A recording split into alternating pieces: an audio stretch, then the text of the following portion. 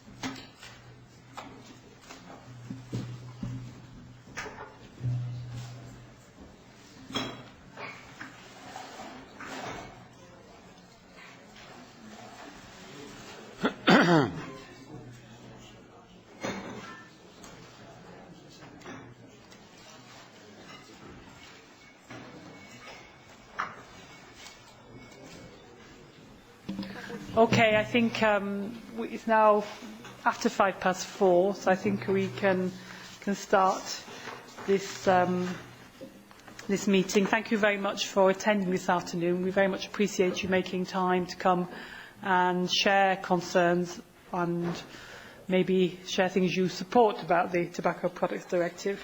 We've had a meeting this lunchtime with representatives of the tobacco industry, and I'll say to you what I said to them. I'm not here to be asked, why is this in the Commission proposal, why is this there, because that's the Commission's proposal.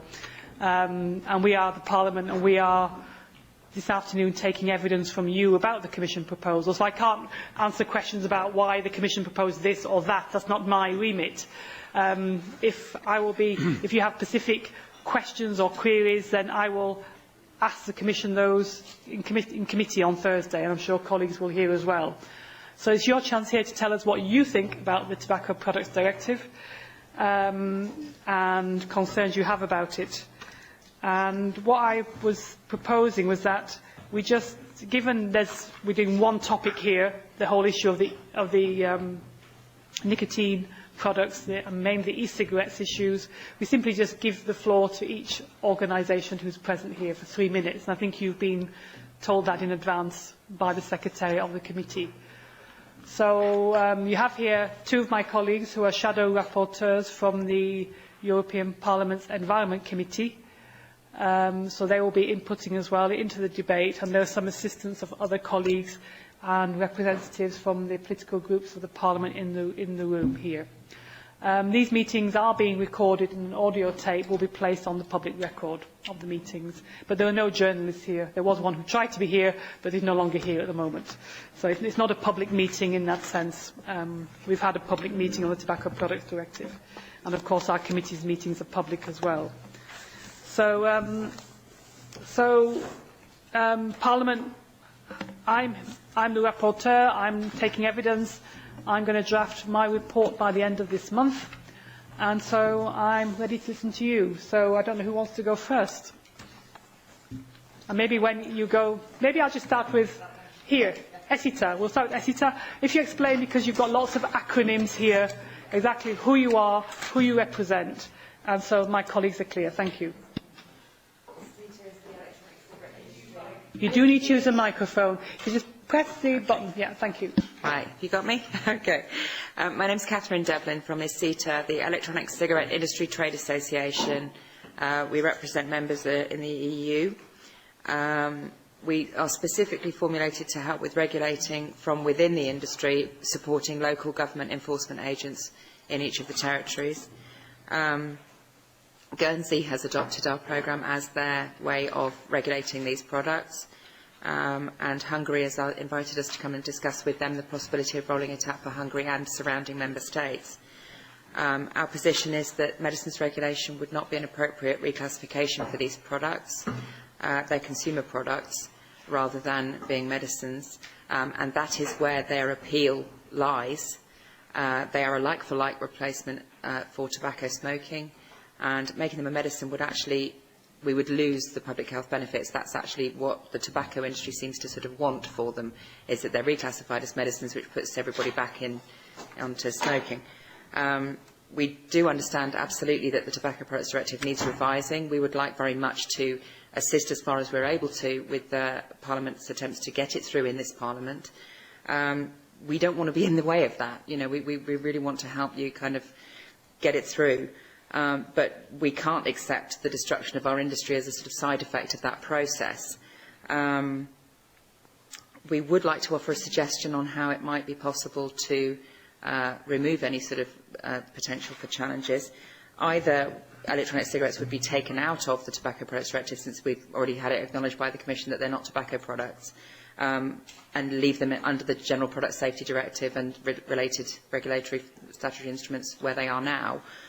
Or raise the level that's proposed from 0.4% to 5% weight by volume. We would need also some clarity on this level so that it's actually enforceable, because notions of plasma level, it's not enforceable on the ground. You're not going to get consumers and say, well, you just take some of your blood and measure the plasma levels. So if we just said straightforward 5% weight by volume, anything under that level would be left as the GPSD. Anything above that level would be reclassified as medicinal. Thank you very much for inviting us and for considering our position. And thank you for keeping to your time. This is very commendable. Okay, E-lights. Katherine set the bar quite high. I must keep to 3 minutes. My name is Charlie Hamshaw-Thomas. I'm the Corporate Affairs Director for Zandera, a UK-based company, owners of the E-lights brand. We believe that our product is a breakthrough and potentially transforming product. Our goal is for E-lights to be a brand that is global and is made available wherever cigarettes are sold or consumed. The product has been designed, manufactured, marketed and sold as a consumer product, an alternative to cigarettes. It's proving enormously popular with consumers. It's being widely recognised by a growing number of very eminent public health experts as being safer than cigarettes. We have never ever intended the product to be a medicine. That has never ever been part of the plan. So we're surprised by the proposal. Obviously we're pleased to see that it's not treated as a tobacco product. Patently it is not a tobacco product. There is no tobacco anywhere near our products. We have, by the way, I should have said, we have absolutely no association with any tobacco company at all. The medicinal classification will have, or reclassification would have the perverse effect of removing from the market the whole panoply of products that are proving very, very popular and, as I say, are being widely recognised as safer. There are a growing number of court decisions that are actually showing that attempts to classify as medicine have failed. There's 4 points I want to make. Regulation, we are absolutely adamant that there's got to be regulation. It's a consumer product. We've got to have minimum product quality and safety standards, so we're fully supportive of that. I think Katherine is being a bit modest about the work that ECITA have done. The ISE is a fantastic start point for a framework of regulation. The fact that Hungary are looking at it, the fact that it has been formally adopted in a jurisdiction, albeit not a member of the European Union, says it all. So I would urge you to help us further improve that.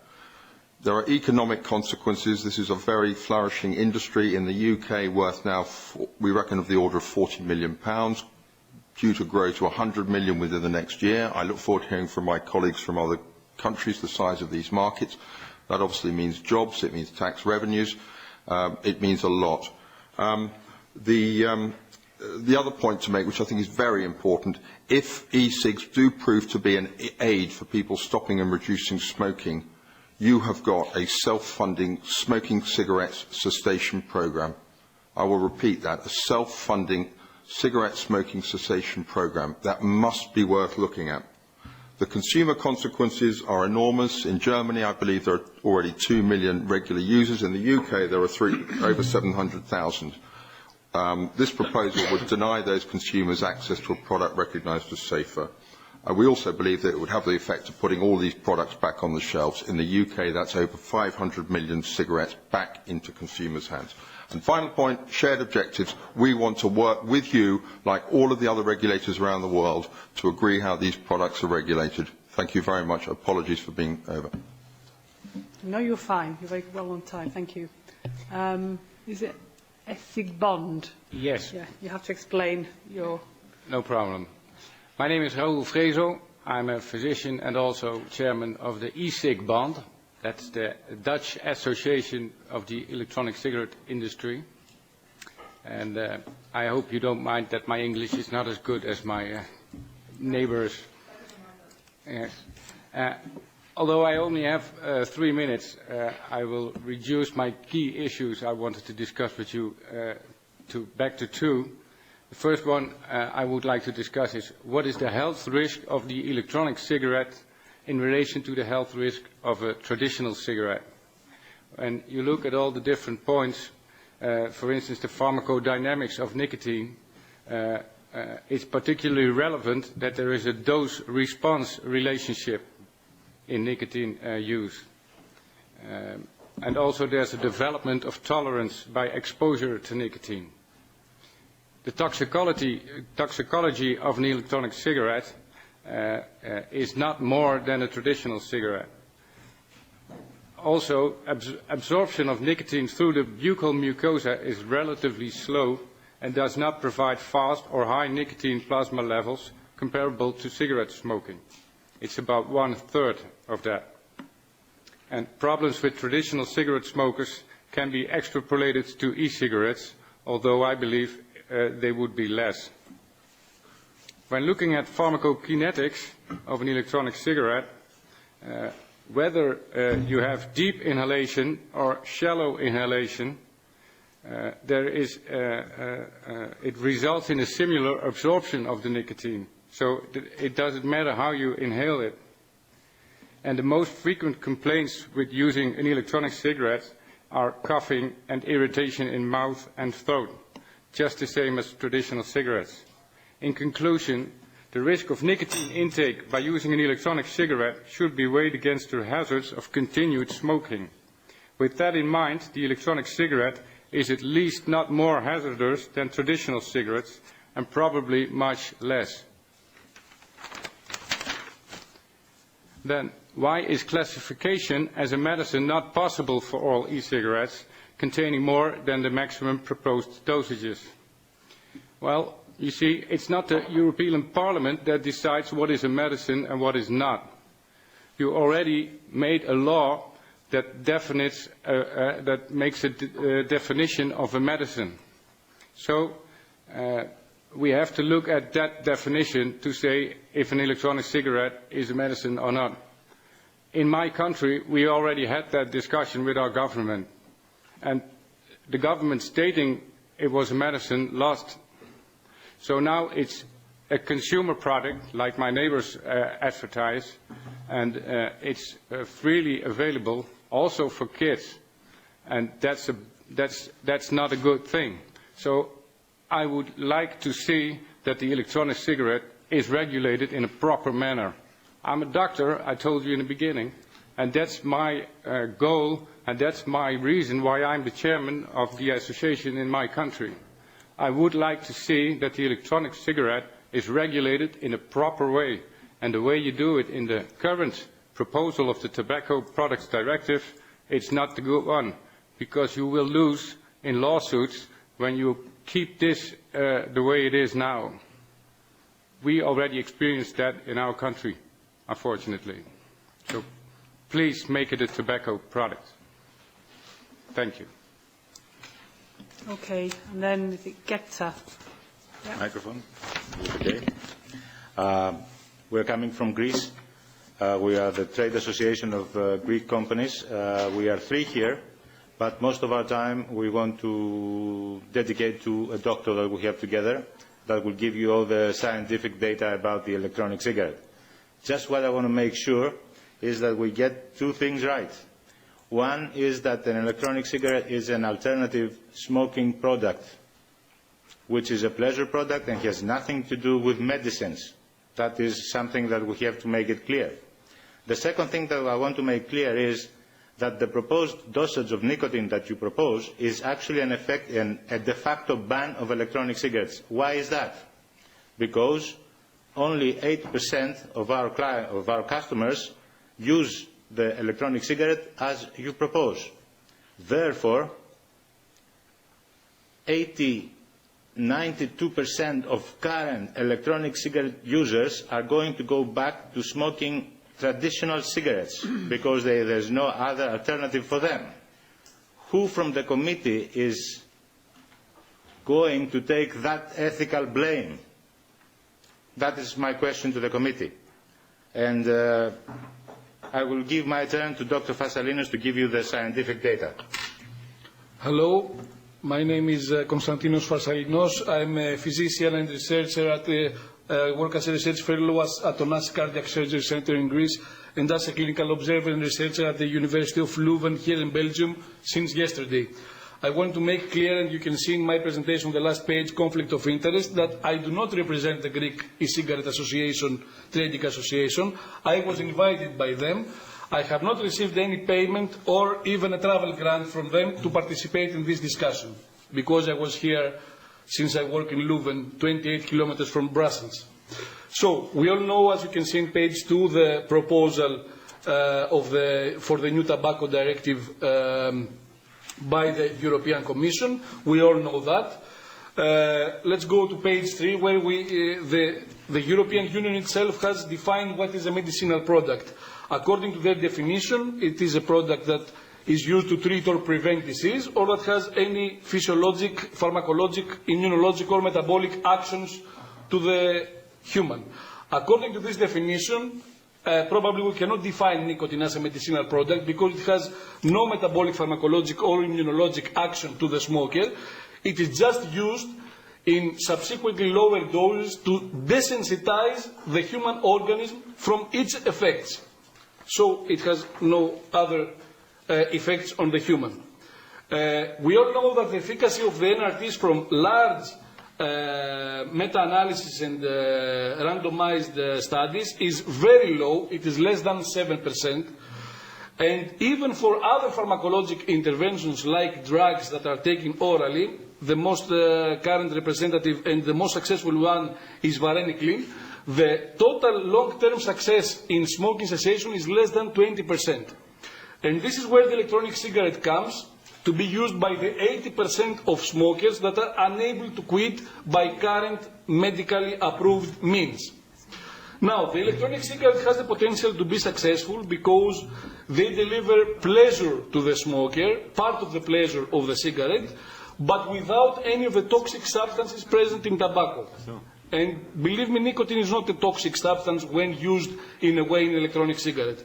And I will give you clinical data for this later. The electronic cigarettes are unique because they deal with both the chemical addiction through the delivery of nicotine and the behavioral addiction, which is the whole ritual of smoking, like holding the electronic cigarette, the hand-to-mouth movement, and the visible vapor that is exhaled.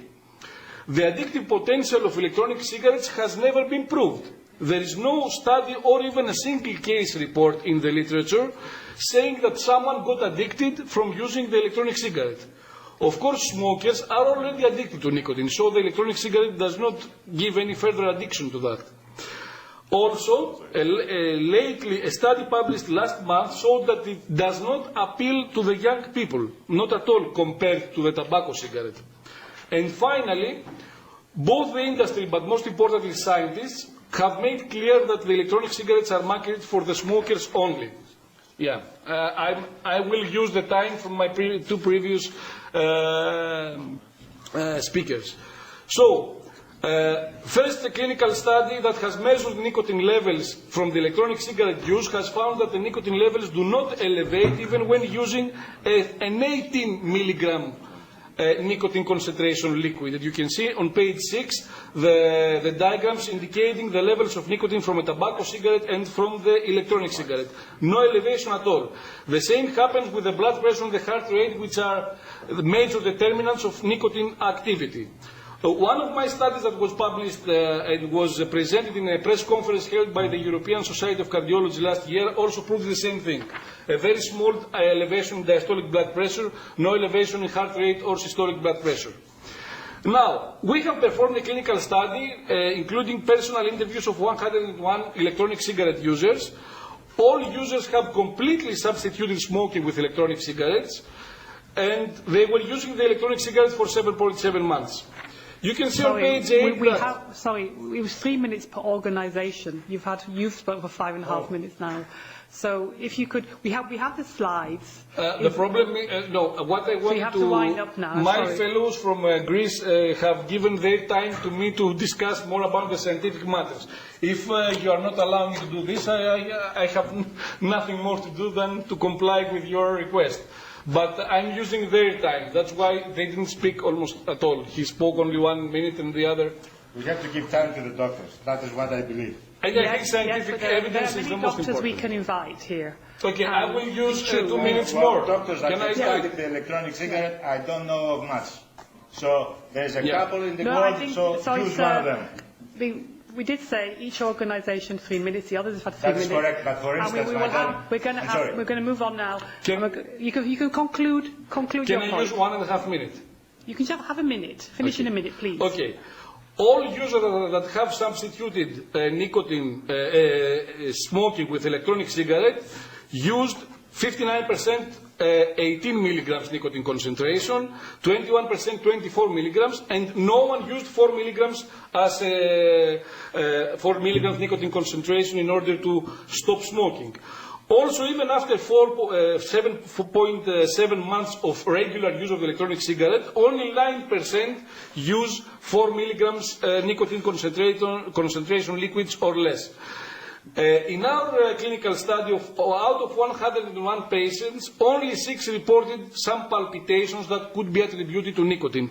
No one needed to seek medical advice or had any short-term or long-term health problems. So the levels of nicotine reaching even to 24 milligrams per ml concentration were safe, effective, and they led to the complete substitution of cigarette smoking with electronic cigarette. And finally, our last study, consisting of 35 experienced electronic cigarette users, we measured the consumption of liquid that during a 5-minute use of the electronic cigarette, which is the time needed to smoke 1 cigarette, and during a 20-minute use of the electronic cigarette, which is the time needed for a nicotine inhaler to release 4 milligrams of nicotine. We have found that during a 5-minute study, the consumption of liquid led to a total nicotine content of 0.48 milligrams of nicotine released from the liquid, which is less than half than the amount released from 1 tobacco cigarette. And the average liquid concentration in 20 minutes, which is the time needed to deliver 4 milligrams from a nicotine inhaler, was 1.63 milligrams of nicotine. Again, less than half compared to the nicotine inhaler. Finally, I conclude by saying that the proposal to ban liquids with higher than 4 milligrams per ml nicotine concentration is virtually a complete ban to the product. Such low concentrations are not used in reality and are insufficient for the ultimate goal, which is the complete substitution of smoking with electronic cigarettes. And if implemented, they will force most of the people that have substituted smoking with electronic cigarettes to smoking relapse. Okay, thank you very much for your patience. Thank you, and it is 3 minutes per organisation. So the others Yeah. And as I said, you invited an expert here. We did specifically ask that people didn't bring experts, because we can have experts many and with different views, and that's what this is about. There's not one expert, there are many experts. So, Mr. Is it NJOY company? Yeah. NJOY, yes, I see. Thank you very much. My name is Geoff Weiss, and I'm here on behalf of NJOY. NJOY is an electronic cigarette company, currently the market leader in the U.S., and we also have a UK subsidiary, NJOY Innovations Limited. I think there's a lot of newness about this category, electronic cigarettes, on the one hand, and on the other hand, these are products that have been on the market worldwide since about 2005. Some of my colleagues have talked about the popularity of electronic cigarettes in Germany and in the UK. In the US, there are about 3 million users. And I think a lot of the concerns that are raised about electronic cigarettes are concerns that were raised at the beginning of the industry. Will these be attractive to adolescents? Will this lead non-smokers to want to use them? Will this become a gateway product that someone who doesn't currently smoke a tobacco cigarette becomes attracted to this and then moves on to a real tobacco cigarette? And what we've seen over 8 years that the products have been used is that none of those things have come to pass. These products are marketed by essentially all responsible companies to adult committed smokers, and that's certainly been our practice. We age verify all of our sales. And what we've seen is that, and I think Professor Etter of the University of Geneva has reported, there's not been a single documented case of an adolescent becoming addicted to electronic cigarettes. We are not seeing non-smokers try these products in any meaningful numbers, and we're certainly not seeing anybody who's a non-smoker become addicted, and we're not seeing any evidence that anyone has used this as a gateway to the consumption of tobacco products. And so we believe that the regulatory pathway that's appropriate is one that ensures appropriate standards of manufacture, quality control, things of that sort, but not one that forces us down a medicinal pathway that may lead to products being pulled from the market and may force smokers back to what we all know is a toxic product. The TPD proposal correctly, in significant part, of course, puts the focus on the harm caused by tobacco cigarettes, which claim 700,000 lives in the EU every year. But electronic cigarettes are part of the solution. They're not part of that problem. These products don't contain tobacco, and none of us are affiliated with tobacco companies in any way. We at NJOY like to say that our mission is to obsolete cigarettes, and we believe that this is a goal that is achievable within the next decade. And I think that's a goal that we can all share. And I think in a larger sense, that's the goal of the TPD too, to end this public health scourge of tobacco cigarettes. Thank you very much. And TVECA. It's the TVECA. Thank you. Thank you. Yeah, we're a Tobacco Vapor Electronic Cigarette Association called the TVECA. We're a non-profit. Is it working now? I may have a bad microphone. Oh, yeah. Oh, I'm sorry about that. There we go. Perfect. Now we restart the clock. I got an extra 22 seconds. Anyway, as I was saying, we're the Tobacco Vapor Electronic Cigarette Association, a private or a non-profit association of private sector companies. My colleagues here have spoken about the e-cigarette and the fact that it's not a medicinal product.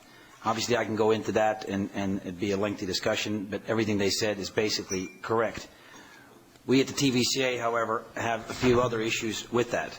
The e-cigarettes are not presented as a smoking cessation aid, contrary to the nicotine replacement therapies, NRTs. As stated by the Court of Justice in the EU in the Commission versus Germany with regard to the presentation of the criterion, a product is presented for treating or preventing a disease within the meaning of Directive 2001/83 when it expressly indicates or recommends as such possible by means of labels, leaflets, or oral representations. We are not putting the e-cigarette in that category either. E-cigarettes do not have any physiological effect on the human being, as was discussed earlier as well. The Court of Justice has ruled that the product must have a significant effect on the metabolism and only then may it be classified as a product capable of restoring, correcting, or modifying physiological function within that meaning. The Court of Justice of the European Union rejects a broad interpretation of the term medicinal product by function, as the Court recognizes that such an interpretation would have significant adverse effect on the free movement of goods within the EU. Indeed, a broad interpretation of the term medicinal product by function would then lead to a paradoxical finding, as products such as alcoholic drinks, energy drinks, coffee, tea, and indeed conventional cigarettes would qualify as medicinal products by function. Thus, as the e-cigarette cannot be defined as a medicinal product, the Commission currently proposal would lead to a de facto ban on e-cigarettes across the EU. It's added here that the courts in the Netherlands, Germany, and most recently Estonia, as well as in the US, have all ruled that e-cigarettes cannot be classified as a medicinal product. This is due essentially to the reasoning provided above. Moreover, this is set to remain unchanged in the future, as there is absolutely no reason or movement at EU level to amend the definition of medicinal products under the directive, nor is there any justification to do so.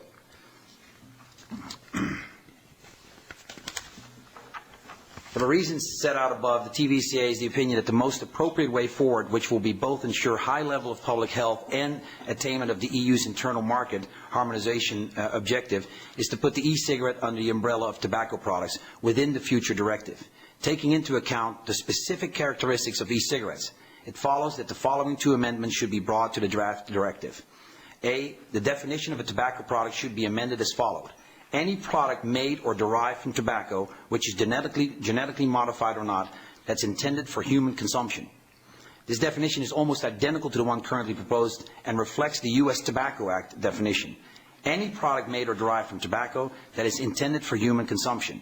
This definition was slightly broader than the currently proposed one insofar as it would include products derived from tobacco.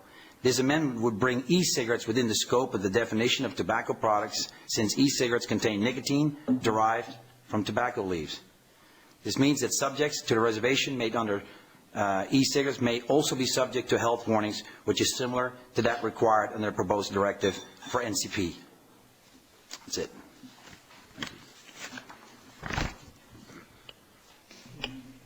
Excuse me. My organization had been shown here. It's VDEH, the German Vendors Association, and I was invited as chairman of it, and possibly I may speak too. Yes, you my can time speak. is running. Yes, Thank yes. you. Okay. I want to make sure so you you have got time me. to discuss. That's all. First, thank you for the opportunity to speak here. Given the short time, I would get you straight to the point. The Commission is currently waiving the biggest opportunity in the stagnating tobacco control efforts, but at the same time, they are setting cluelessly on methods such as plain packaging. Their chances of success are virtually unproven, and at least at the example of Finland, they may be strongly challenged. As the FCTC was invented, there were no e-cigarettes. It was intended to tobacco control with all its health risks, but not especially to nicotine. But times and circumstances change. If needed, the provisions of the FCTC are to be adopted, but not the modern possibilities and facts. In the discussion so far, it has been neglected to take views on the benefits whose over the years were confirmed by independent institutes. Hardly addiction risks made by universities in Munich and Dordogne in 2012. Hardly health risks.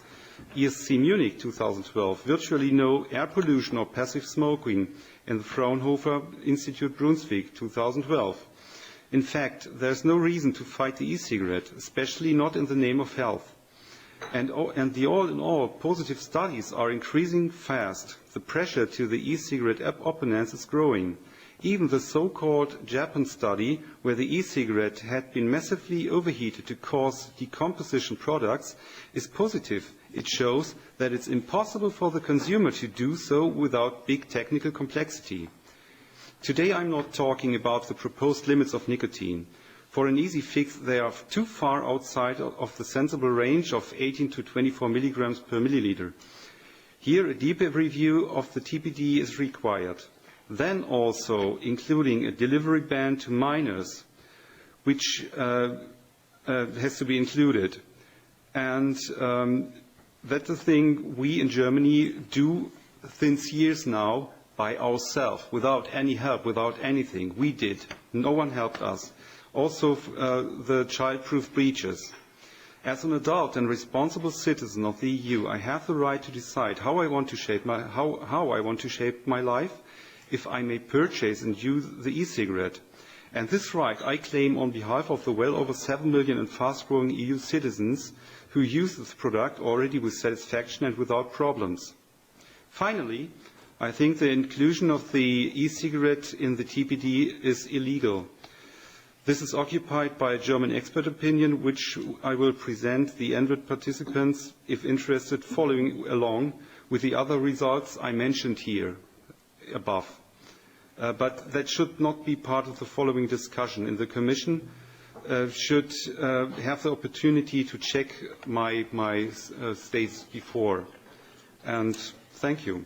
A little too long. Okay, thank you. I think we've had all the industry contributions now, and we're going to hand over to questions to colleagues. My first comment is that there seems to be a difference of opinion on some things between you, because I'm hearing some people saying, why is it in the Tobacco Products Directive, it's not tobacco?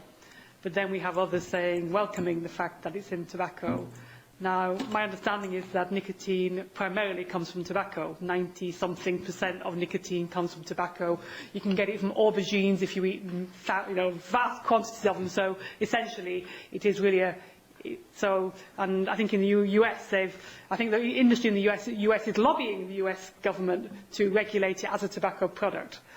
I'm also surprised you say you're shocked that the Commission's come out with an idea about medicine regulation, because I don't know why you're so shocked, because in half the member states it's already a medicine regulation. I know there's been some court cases and the Netherlands has changed, I know that, but we can't sit here and pretend we're shocked. We're shocked at this because that's what's been happening in many countries. The United States, I know, did in fact have a medicine regulatory framework, and that's what's being discussed now in the United States. A lot of people are doing the same mistake. No, that's what you're saying. I'm just saying. But, well, just I'm take just it saying off. that we should have a discussion based. You can't have been so shocked, because that's what has been happening, and that's what the debate's about. Whether that's the right path is a discussion, not that it's a shocking path that the Commission alone has taken, as if it's the only organisation in Europe that has dragged this up out of nowhere. No, the shocking part. Sir, we're giving the floor to people. We are speaking now. You've had your talk. We're going to bring you back. So the other point I'd make is regulate about this. Now, we had one doctor here, but there are other doctors. Now, some doctors have mixed views on this. We know this. I've listened to different doctors. Some think e-cigarettes can help to be a quit. Some think they can't help, that they don't help smokers. Some think it's bringing the habit in. But even those who do think it's a useful tool are saying that there are problems with e-cigarettes. And I'd like your comments on this, that they did some trials and found that 30% of the products didn't actually have the nicotine content they said they did. That they weren't accurately labelled, that they found high degrees of toxicants and drugs inside some of the products. So there have been problems with regulation, which I think many of you have recognised, and some of you want actually to have a better regulatory framework for your products, because you're not satisfied with the issues at the moment. We're talking about medicines regulation as if it's only one thing, as if a medicines regulatory framework means it's hard to get hold of, you can't get it, and it's a huge process. But speaking to regulators of medicines, there are many different ways. There are some medicines which have recognised efficacy, paracetamol, other products. In some countries, over-the-counter medicines are advertised on television. They're sold in all kinds of different shops. They're not exclusively sold in pharmacies. And I've heard that some companies have, we'll bring you the floor. These are my questions. So I wonder if, because people are saying if you go for medicine, it is the end of our industry. But it's not the end of many, many industries in Europe who sell over-the-counter medicines very successfully. They go for regulation, they sell generic medicines. So there's different... Medicine doesn't mean 10 years of clinical trials in that way. So I wondered, have you seriously looked at the medicine option? I know you're lobbying against it today, but but some companies have applied for licences, I understand, in some countries as well. So those are my points. My colleagues here, I'm going to take all the colleagues together. Martin Callanan, who's the shadow for the ECR group. Thank you, Linda. Thank you to all of our panel. A lot of food for thought, and we've all received lots of information, particularly from users who've been very actively writing to us, and personally I have a lot of sympathy for your case. One of my questions was, as Linda says, how difficult is it to get medical devices authorisation? All the nicotine replacement therapy patches, etc., presumably have it.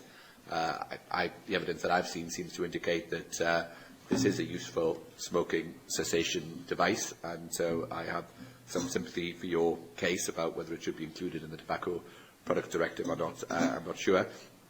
I think the key argument for me is there any evidence of new users taking up electronic cigarettes as opposed to traditional tobacco smoking?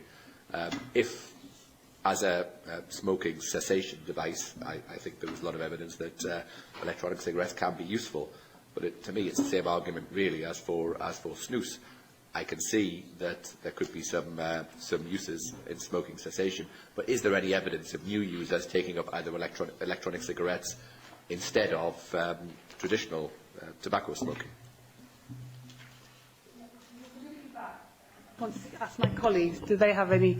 on the same note, flavourings of e-cigarettes, marketing of flavoured e-cigarettes, we've seen them quite widely marketed, if you know about gateway, because there is a concern about gateway to smoking.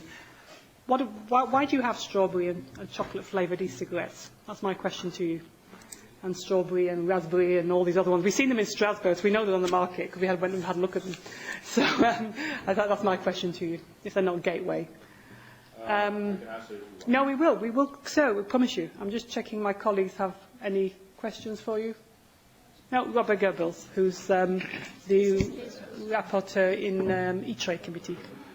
Yeah, Linda, thank you. I have a very naive question because as I never smoked in my life, I didn't touch electronic cigarettes either.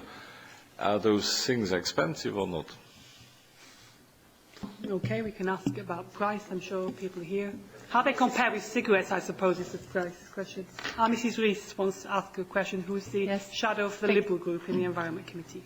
Thank you, Mrs. Chairman. I think the speaker of the NJOY Association or company was right. The word here is newness. When we talked about all this 10 years ago, it didn't exist, so this is brand new. Of course, in the proposal, when we first started, when we first got the proposal from the Commission, I gathered, and we were in between shadows thinking that the issue of packaging was going to take the lead, the controversy. Well, we realize now that e-cigarettes are the key point of controversy, doubts, questions, and things like that. I kind of globally agree with the proposal as such from the Commission. It needs fine-tuning, and we will of course do and see where we disagree. Now, concerning e-cigarettes, I have doubts, and concerning the proposal of the Commission, I would like to reiterate the question and the critics that come from, as you say, other doctors, because they usually mention the issue of quality control. Some of them say there is no quality control, thus there is no quality insurance, because they only go under the regime for the time being of general product safety, which is not sufficient. And they also say there's no, how do you call that in English, measures of dosage, you say ça? Pas d'évaluation des dosages, measures of dosage. You can never be sure. I'm mentioning the critics as they come, so I reiterate the questions here. Coming to my doubts, because I've been, as all of us, interpellé, whatever you say in English, by many citizens, not only associations, but citizens as such, concerning the threshold, the 4 milliliters threshold that has been taken by the Commission and proposed by the Commission. Many of them say it is not at all coherent with the reality of what we live and how we smoke and what we need. It does not correspond to anything. So what do you think of this? And what would be acceptable, what would be viable for you? What sort of, well, I've heard that the threshold of 5 milligrams has been mentioned. And then the key issue that Martin mentioned, of course, the question of outil de sevrage, smoking cessation tool, because this is really the key issue. We don't want to install it as a first, the e-cigarette. So I don't know if banning them for minors would be some sort of thing we could envisage and be sure of it. I remember during our first hearing, I put the question to the representative of the industry. At the time, it was Mr. Rehring, I think, from whatever company or he was, and he never answered. How can we be sure? We all hear that of course, the industry is never going to use young people as a target, aim at them. How can we be sure of that? I mean, how can we? And I've been told, I don't know, I haven't checked, that on the internet you can already find some sort of e-cigarettes that light up. There must be some sort of an iPhone application, which means all my friends, Facebook friends are going to, well, it lights up. I don't know. I haven't checked. I don't smoke either. But I can imagine anything. It's also innovation. So how can we be sure of that if we don't sort of be coercitive? How do you say that? Binding on the issue. Okay, so we've had questions and comments. I'm just going to take them in reverse order, maybe, with the organisations, if that's okay. We'll just go down and you can respond. We have about 10 minutes left, so starting with TVECA. Yeah, I appreciate all the comments. Obviously, I have a few issues with that. I'm very familiar with the case in the United States, as well as I am familiar with the case in Europe. I wanted to answer some of the questions. E-cigarettes are actually less expensive. There is absolutely no evidence that any young smoker starts smoking e-cigarettes prior to actually using conventional cigarettes. As far as the flavoring in e-cigarettes, menthol in conventional cigarettes is a flavoring as well, so it depends on how you actually look at flavors. But we feel that, again, flavors are not a gateway to this particular product. We do feel, and I've seen this on several occasions, that when you're trying to get a particular product changed from the drug into a category of, as it is now by default, a consumer product in the Netherlands and a tobacco product in the US, as I was personally involved in all that, the issue is that everybody seems to want to stop it. But once the definition is changed, you can no longer get them on the phone. Age verification, packaging, safety standards, all these things we worked on very hard and very long, but yet now having to go through this process with the directive, again trying to put this particular product in a medicine category when all the courts, the Netherlands, the US, Germany, Estonia just recently, have clearly stated that this product cannot be put in the medicine category due to the fact that it lacks in all the things that the definition of a drug states it is. And that's our opinion on that. Sure, please, thank you. To respond to some of the questions that I heard, the concerns that you raised regarding consistency of dosage, quality control, presence of impurities, we think those are... Oh, I'm sorry about that. The concerns you raised about consistency of dosage, presence of impurities, those kinds of things, we think those are all valid concerns, and we think that a midway regulatory pathway will be sufficient to address those.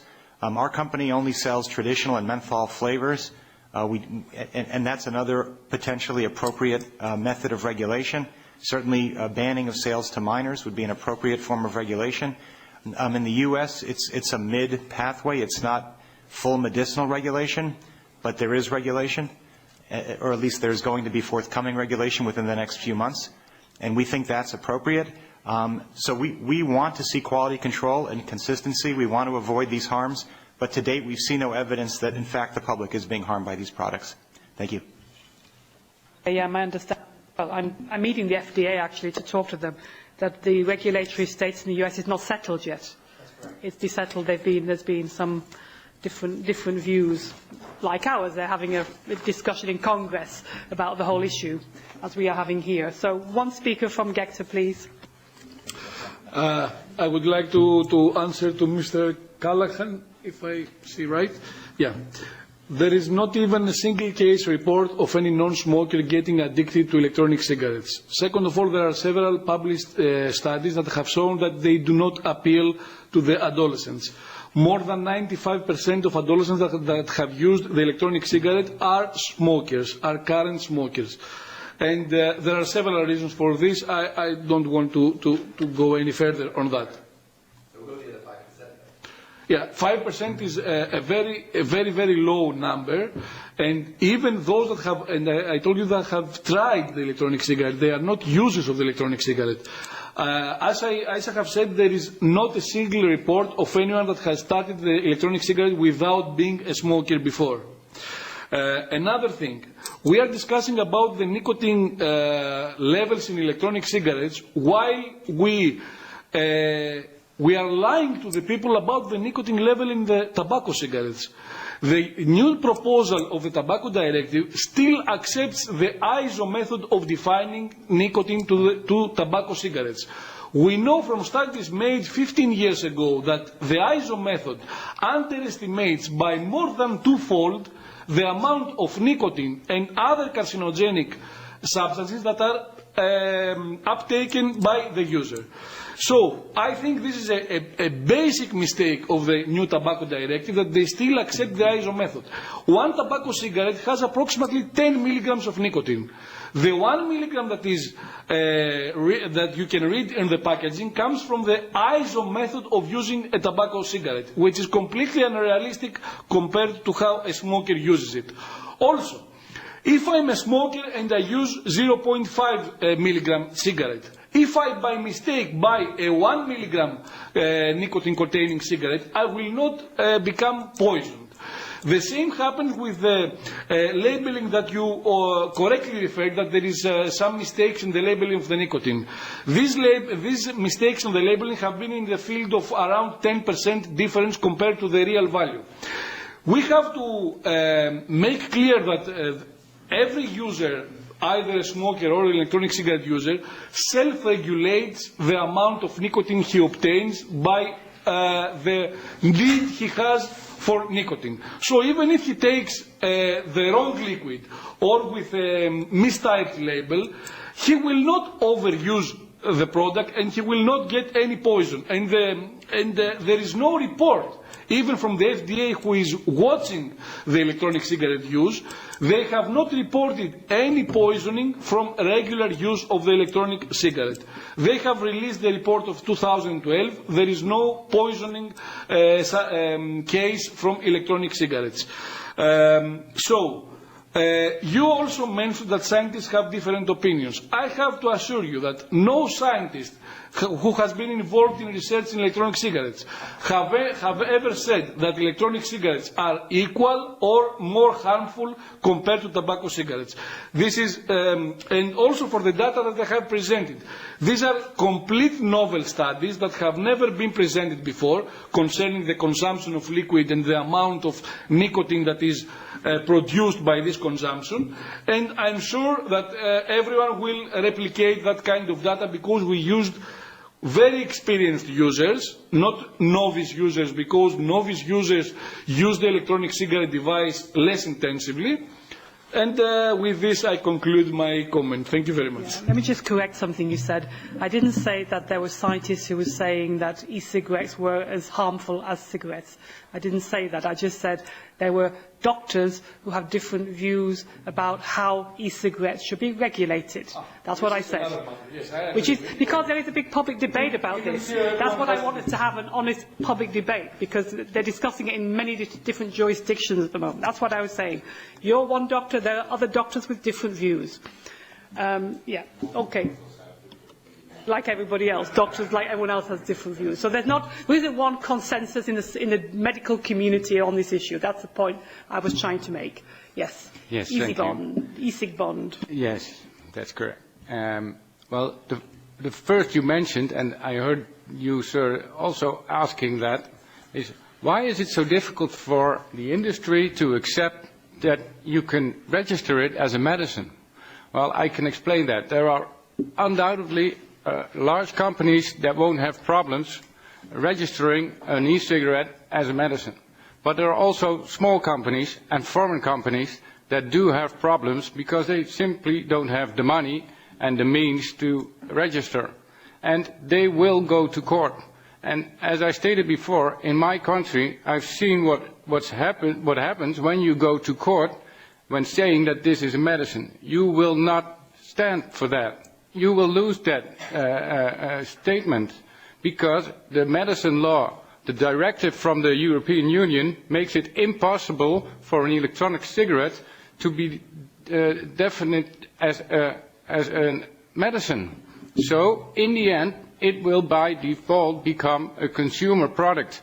And then you have the same problems, I have the same problems you all mentioned. There is no age check.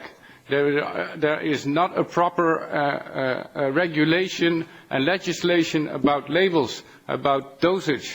And when you put it in the tobacco directive as a tobacco product, you can sell it like a tobacco product to adults and not to children. So, if you keep the tobacco directive the way it is now and stating that everything above a certain dosage becomes a medicine, it will go to court eventually and you will lose it. I'm absolutely sure about it. And then we lose the chance to regulate it in a proper way. So in the tobacco directive, I don't read anything about age verification. That's the chance you need to take. I don't read anything about proper labeling. I don't read anything about good quality. And that's what concerns me, because here are all the companies that do the right job. We take care of age verification, and we take care of good labeling, and we take care of quality control, but we are not the problem. The problem is outside. And with the tobacco directive, the way it is now, we will not solve that problem. And that's a chance you should not miss. Use us, use the companies that are here to make a good regulation in the tobacco directive. And that's the chance you have to take. Because otherwise you will lose it in the end, I'm sure. Thank you. Thank you. Elites. Medicinal application. Of course, we have looked at it to make sure that we understand what's involved. That you have to meet tests of product quality, product safety, and product efficacy. The latter is completely and utterly impossible because we are not making any claims about what the product can do. There is one known claim, one known application that we are aware of in the UK. We believe that's been with the MHRA in the UK for 3 years. We believe that over £2 million has been spent on it, and somewhat ironically, that is a company owned by a tobacco business. So we've got a slightly perverse situation that there's only one business in the UK which is pursuing a medicinal route. That is a tobacco company. I will lead you to draw your own conclusions from that. Regulation, I can't stress how important it is for us. The biggest threat we face is unregulated product being sold in the back street somewhere and giving the whole product category a bad name. It is so important for us. And the other comments that were made, your question about new users, I think that NJOY answered that one, but I would refer you to Action on Smoking in Health's January 2013 report. There is little evidence of use by those who have never smoked, and we obviously defer to the immense amount of knowledge that ASH have on tobacco control. All of the other questions that were raised, I think they all come to one key theme. We've gone out of our way to mimic the experience of a cigarette. And the question about flavorings, we have no interest in flavorings at all because those aren't, that's not a normal cigarette. So we do have a menthol flavour, but all of the other flavourings we think are completely inappropriate because those are not what cigarettes are like. The question of a measurable dosage, with respect, it doesn't make sense.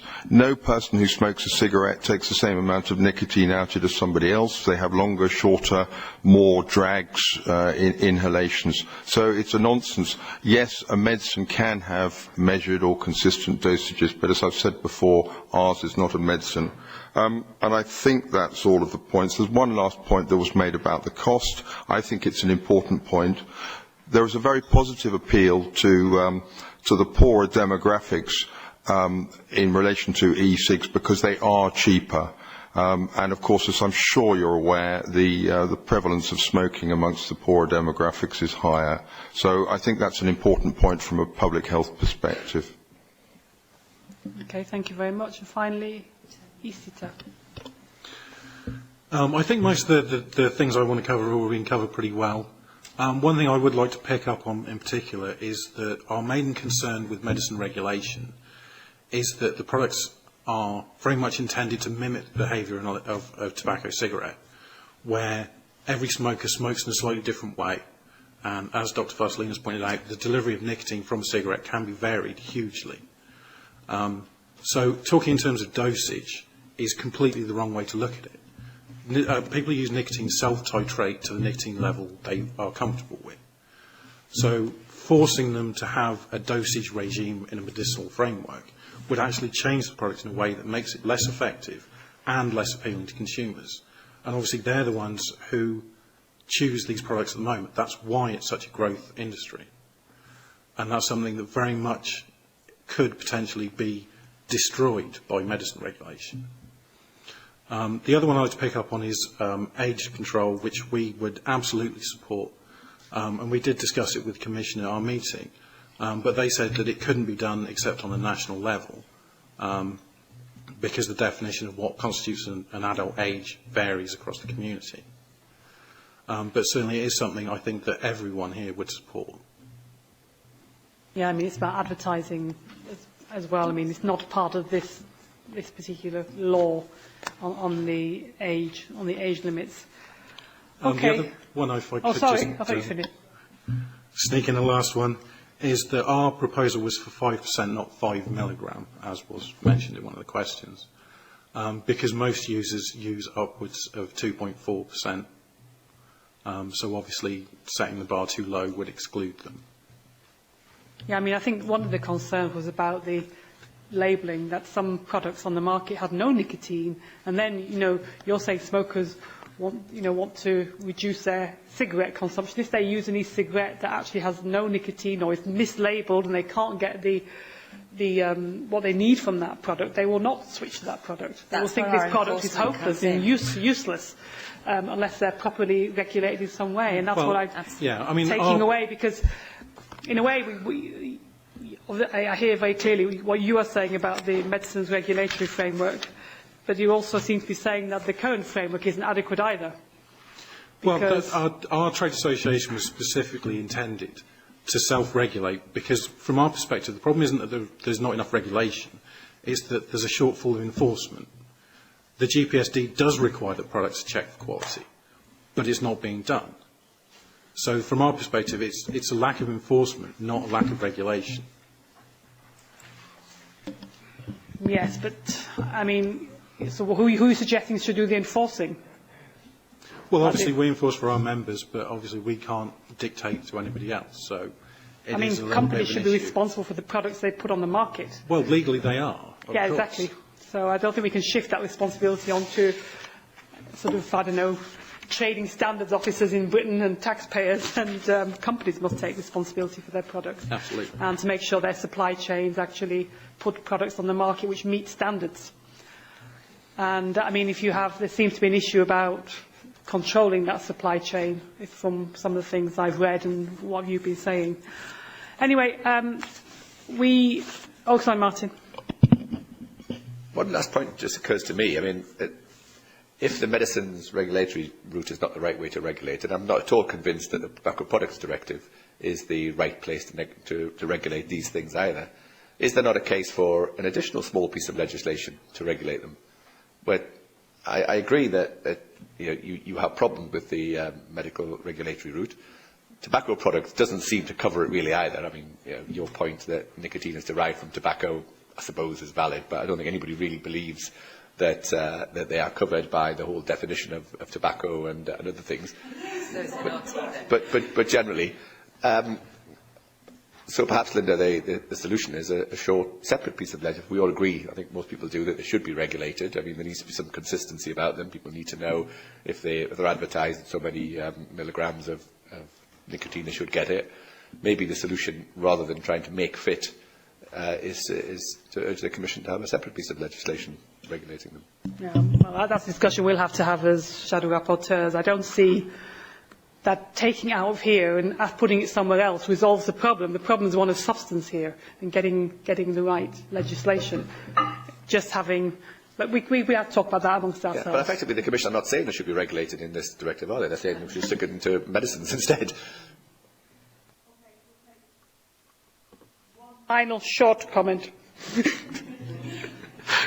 I would like to comment something you said about the toxic substances, and I absolutely agree with you that they have found some toxic substances. I'm sure everyone knows that the air here could contain some levels of carbon monoxide, of nitrous oxides, which are below the levels of harm.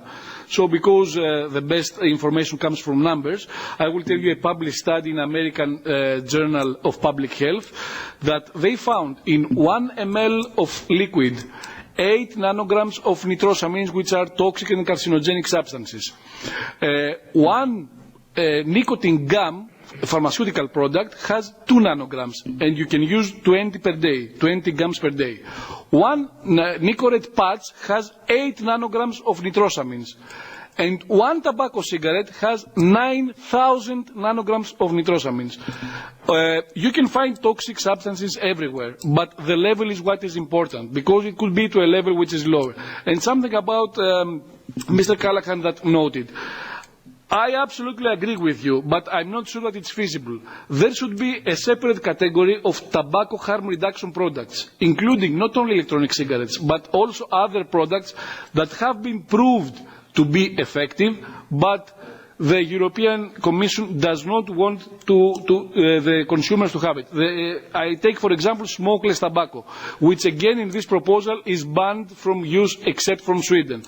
If we could have a legislation separately for tobacco harm reduction products, that could be ideal for the electronic cigarette. Thank you very much. That's a whole other debate about, because, you know, then we'll get some of you saying, well, actually, we're better than snus because actually we're not a tobacco product and therefore we don't cause oral mouth cancer. So we'll have a different debate. I'll let you make... I want to finish with 1 minute each, 2 of you then, 1 minute each, then we really have to stop because my colleagues have to go. To answer your question about the regulatory structure and why the product should fall under the tobacco category is because in the U.S., obviously, it was defined as such because the definition for tobacco products clearly puts it there. In Europe, that's not always the case.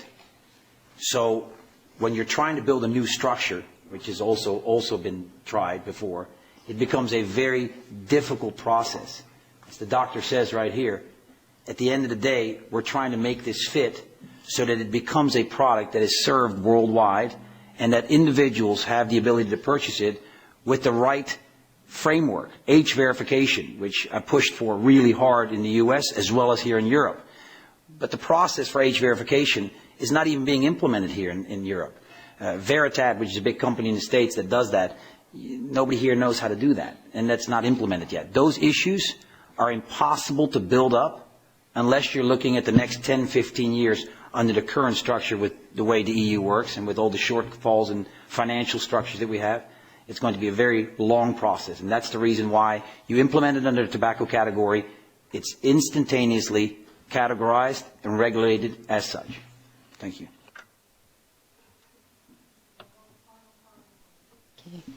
Obviously, we don't agree that the tobacco classification would be appropriate for the products because it would kill it dead in the water.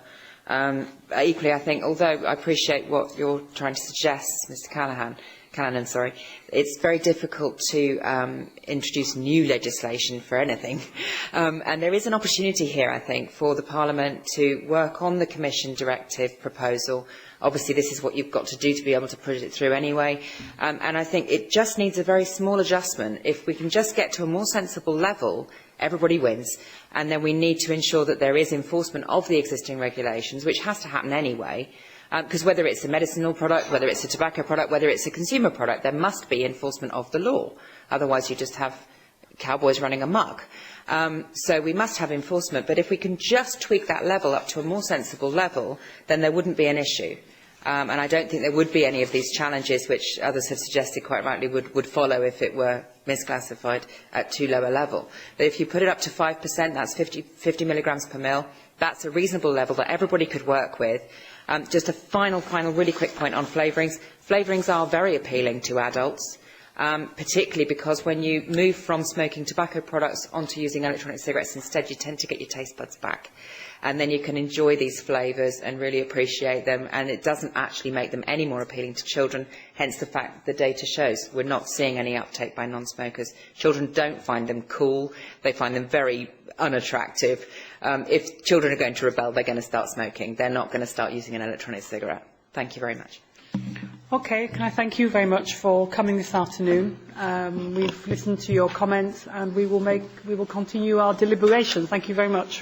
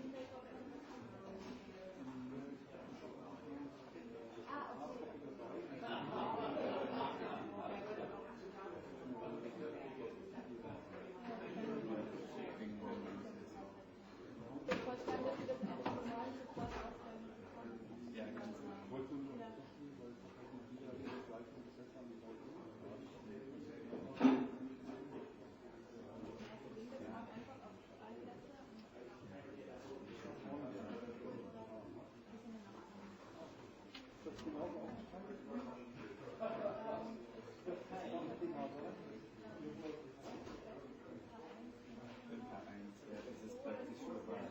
Wenn es größere Lokal, also nicht